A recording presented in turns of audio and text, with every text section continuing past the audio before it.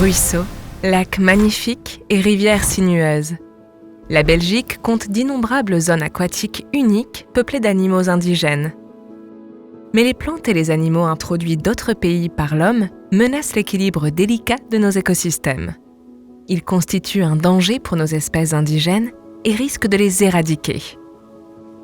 Dans cette vidéo, nous apprenons à reconnaître les écrevisses exotiques envahissantes. Elles ne sont pas arrivées par leurs propres moyens. Elles sont vendues dans les magasins belges comme aliment ou comme animal de compagnie pour égayer les aquariums. Elles sont ensuite libérées ou s'échappent et finissent dans le même habitat que leurs homologues indigènes. C'est là qu'elles ont immédiatement un impact majeur. Plantes aquatiques, insectes, poissons, l'appétit de ces omnivores n'a pas de limite, quel que soit le biotope où elles finissent. De plus, elles creusent de manière assidue au fond de l'eau. Cette activité peut rendre l'eau trouble, surtout lorsque les plantes du fond ont disparu. Ces travaux d'excavation incessants fragilisent parfois aussi les digues et les berges. Enfin, elles ont également introduit une nouvelle maladie dans nos biotopes, la peste de l'écrevisse. Les écrevisses exotiques sont souvent immunisées contre cette maladie mortelle, au contraire de nos écrevisses indigènes. La solution à ce défi de taille, c'est vous. En les identifiant dans les magasins lors de l'importation et juste après leur introduction dans la nature, vous pouvez empêcher leur impact négatif sur nos biotopes. En effet, une fois dans nos cours d'eau, il est difficile, voire impossible de les arrêter. Vous allez découvrir 12 écrevisses. Cette vidéo vous apprendra à les identifier selon leurs caractéristiques morphologiques. Nous apprendrons également à distinguer les espèces semblables. Seule une des écrevisses qui apparaîtra dans la vidéo est indigène et mérite notre protection. Les 11 autres espèces sont exotiques. Vous pouvez toujours consulter le statut juridique en vigueur d'une espèce d'écrevisse ou d'autres animaux sur www.iasregulation.be. Avant de passer en revue chacune des espèces, nous voulons vous présenter 3 règles de détermination importantes. Règle 1. Ignorez le nom sous lequel l'écrevisse est présentée. Il n'est pas toujours correct et nombre d'espèces exotiques envahissantes atterrissent encore dans nos milieux aquatiques. Règle 2. Ne vous fiez pas seulement à sa couleur principale. La plupart des espèces arborent différentes couleurs. Leurs motifs, en revanche, sont importants pour déterminer l'espèce. Règle 3.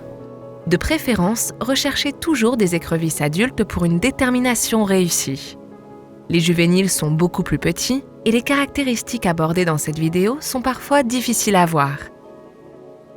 Bien sûr, lors d'un contrôle dans un magasin ou lors de l'importation, ce n'est pas toujours possible, mais c'est vraiment préférable.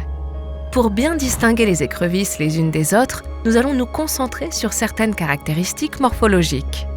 Les écrevisses possèdent une aréole. Il s'agit de l'espace entre les deux moitiés du dos et est situé au milieu de leur corps. Les pinces sont également importantes pour la détermination. En effet, la taille, la forme, la présence ou l'absence d'épines sur le carpopodite sont révélatrices de l'espèce de l'écrevisse. Enfin, la couleur et les motifs, tels que les lignes et les taches, auront leur part dans l'identification. Il est très important de se rappeler qu'une seule caractéristique n'explique pas tout. Analysez donc toujours plusieurs caractéristiques avant de déterminer l'espèce d'écrevisse que vous avez devant vous. Les écrevisses exotiques que nous allons voir font partie de 3 familles.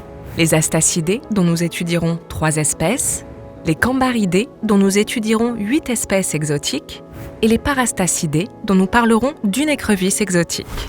Il n'est pas nécessaire de connaître ces familles sur le bout des doigts, mais il est utile de savoir quelles espèces partagent certaines caractéristiques afin d'améliorer l'identification. Penchons-nous d'abord sur la famille des Astacidés. L'une de ces caractéristiques générales est que le doigt mobile n'est jamais plus court que la palme de la pince et que le carpopodite ne possède aucune épine. Cette dernière caractéristique n'est pas toujours évidente chez les juvéniles. Le premier membre des Astacidés que nous examinerons est l'écrevisse de Californie, Pachyphastacus lenusculus, également connue sous le nom d'écrevisse signale. Originaire d'Amérique du Nord, on la trouve malheureusement aussi dans nos contrées. Les individus adultes de l'écrevisse de Californie mesurent entre 12 et 16 cm. Ce qui attire l'attention est la tache blanche ou parfois même bleue sur les pinces. Son corps est brun orangé sur le dessus, mais gris-bleu en dessous, ce qui contraste avec la partie inférieure orange-rouge des pinces. De plus, son thorax est lisse et sa carapace dénuée d'épines apparentes. Du point de vue morphologique, vous serez frappé par son aréole, large et ouverte, au milieu de son corps. Le deuxième membre de la famille des Astacidés est l'écrevisse turque. Pontastachus leptodactylus provient d'Asie mineure et d'Europe de l'Est. Cette espèce est très grande et peut atteindre 30 cm, bien qu'on la rencontre très rarement à cette taille. Sa couleur est généralement sableuse à vert olive, mais dans de rares cas, elle peut virer au bleu clair. Sa carapace est parsemée de courtes et fines épines qui lui donnent un aspect rugueux. Ses pinces sont étroites et longues et sont aussi longues que le reste du corps chez les mâles. Cette écrevisse a également une aréole ouverte et large.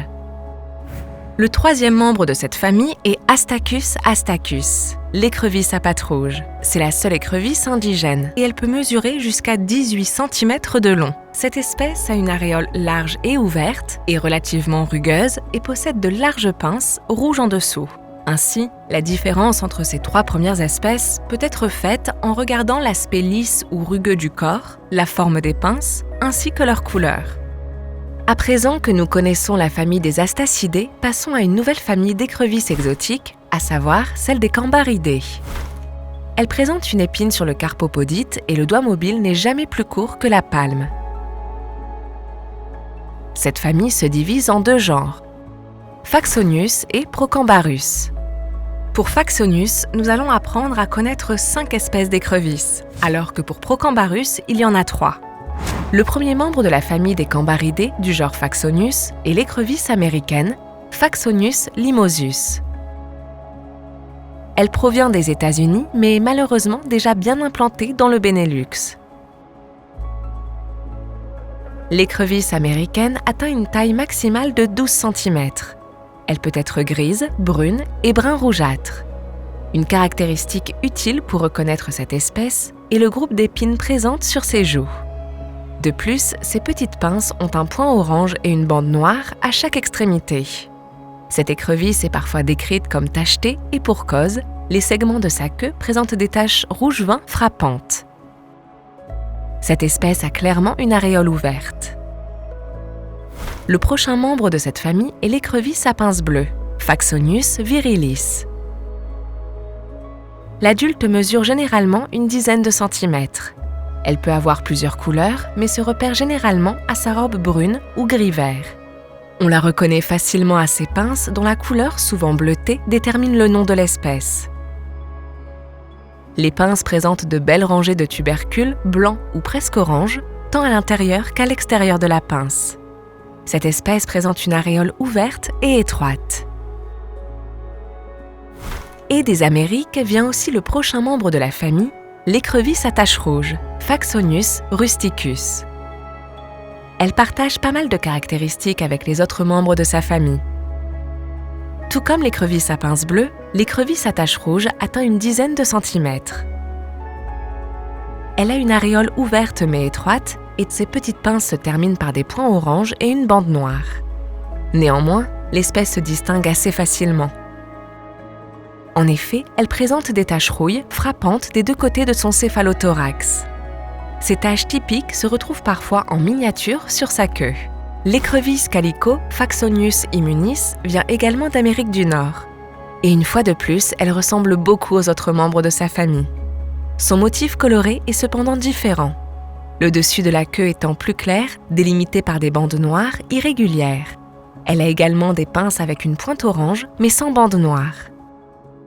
Ces pinces présentent une encoche unique à la base du doigt mobile. Son aréole, comme ses congénères, est ouverte, mais plutôt étroite. Enfin, dans ce genre, il y a encore l'écrevisse juvénile, Faxonius juvenilis. Il s'agit d'une petite écrevisse qui ne dépasse pas 10 cm avec une aréole étroite et ouverte.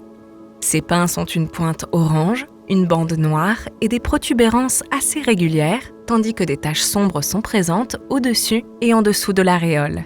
Il est possible de les distinguer les unes des autres en examinant une combinaison de caractéristiques telles que la couleur des pinces, le dessin des taches et la présence ou l'absence d'épines sur les joues. Passons à la suite dans la famille des Cambaridés, le genre Procambarus. Nous allons apprendre à reconnaître 3 espèces. La première espèce du genre Procambarus est l'écrevisse rouge de Louisiane ou Procambarus clarki. Ne vous laissez pas méprendre par son nom. Bien qu'elles soient en effet souvent rouges, les juvéniles sont verts. De plus, elles présentent parfois des couleurs surprenantes, telles que le bleu ou l'orange, ce qui attire les aquariophiles. Comment reconnaître avec certitude l'écrevisse de Louisiane ? Examiner les pinces est un bon début. Elles sont minces et parsemées de tubercules rouges ou oranges caractéristiques, du moins chez les adultes. Sur l'avant-dernière patte, ces protubérances colorées sont les plus grandes. Une écrevisse de Louisiane adulte fait de 12 à 15 cm de long. Chez les individus de couleur foncée, une bande foncée et pigmentée court généralement sur le bas de la queue. L'aréole est très étroite. On pourrait confondre cette espèce avec Procambarus alleni, mais l'aréole de cette espèce est légèrement plus large et il n'y a pas de ligne pigmentée sur la face inférieure du corps. L'écrevisse blanche de rivière, Procambarus acutus, partage de nombreux traits avec l'espèce précédente. Un premier indice se retrouve sur ses pinces. Contrairement à l'écrevisse de Louisiane, les protubérances sont à la fois claires et sombres. Les pinces sont également très longues et étroites. L'écrevisse blanche de rivière a également une ligne médiane caractéristique, très foncée, en forme de cône en V sur toute la longueur de sa queue.